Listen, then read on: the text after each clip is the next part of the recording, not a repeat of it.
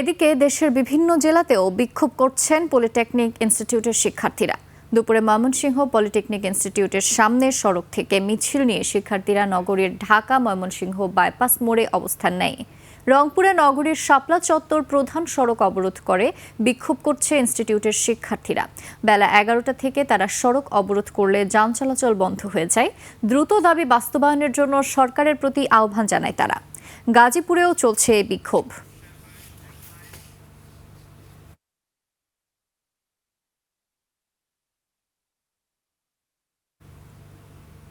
দর্শক, এবারে যাচ্ছি রংপুরে আছেন আমাদের প্রতিনিধি লিয়াকত আলী বাদল।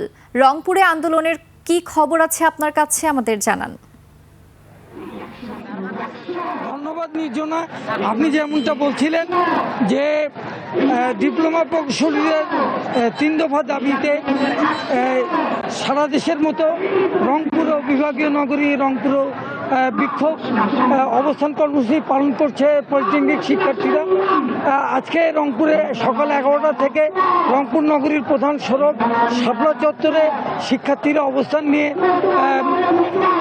অবরোধ কর্মসূচি পালন করায় রংপুরের এই প্রধান সড়কটিতে যান চলাচল বন্ধ হয়ে গেছে।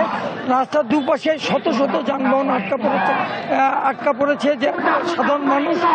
শিক্ষার্থীরা যারা বলছেন যে তাদের যে দাবি, এই ন্যায্য দাবি, এই মূল দাবি, যে তাদের দাবি না মানা পর্যন্ত তারা তাদের কর্মসূচি তারা অব্যাহত রাখবে।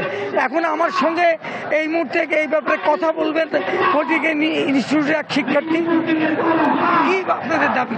জি, আমাদের দাবি হচ্ছে যে টোটাল বাংলাদেশ জানে বিএসসি ইন ইঞ্জিনিয়ারিং শিক্ষার্থীরা যে 3 দফা দাবি উত্থাপন করছে, তার সেই 3টি দাবি সম্পূর্ণ অযৌক্তিক।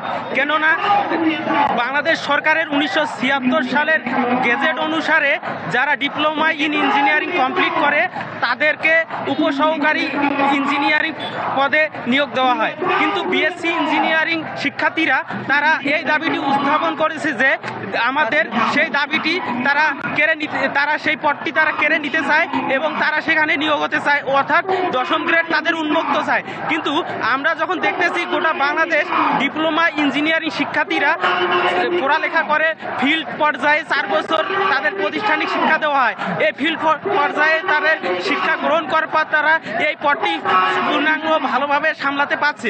কিন্তু আমাদের ডিপ্লোমা ইঞ্জিনিয়ারিং এই পদটি তারা নিতে চায়। তারা তাদের শিক্ষা জ্ঞান গবেষণা এবং তাত্ত্বিক বিষয়ে তাদের পড়াশোনা করা হয়। তাদের এই দাবিটি সম্পূর্ণ অযৌক্তিক এবং তারা হাইয়েস্ট পর্যায়ে যাবে, আমরা এটাই চাই। কিন্তু যেটা শুনছিলেন জন্য আপনি, সেটা হচ্ছে তাদের যেটা বক্তব্য, সেটা হচ্ছে ডিপ্লোমা প্রকৌশলীদেরকে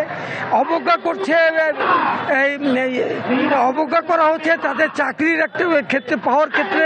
লেখাপড়া করার পরে তারা চাকরি পাবে কিনা তাদের সেই যে অনিশ্চয়তা ভুগছে।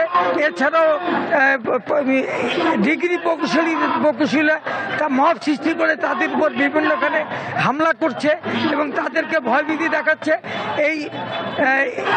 এই সব দাবি নিয়ে তারা আন্দোলন করছে এবং তারা যারা বলছে যে তাদের এই দাবি বাস্তবায়ন না হওয়া পর্যন্ত তাদের আন্দোলন অব্যাহত থাকবে। তো এই মুহূর্তে আমার কাছে এই ছিল সর্বশেষ খবর। বাদল, ধন্যবাদ আপনাকে। দর্শক, আপনারা শুনছিলেন শিক্ষার্থীদের দাবি সম্পর্কে। এবারে অন্য প্রসঙ্গ।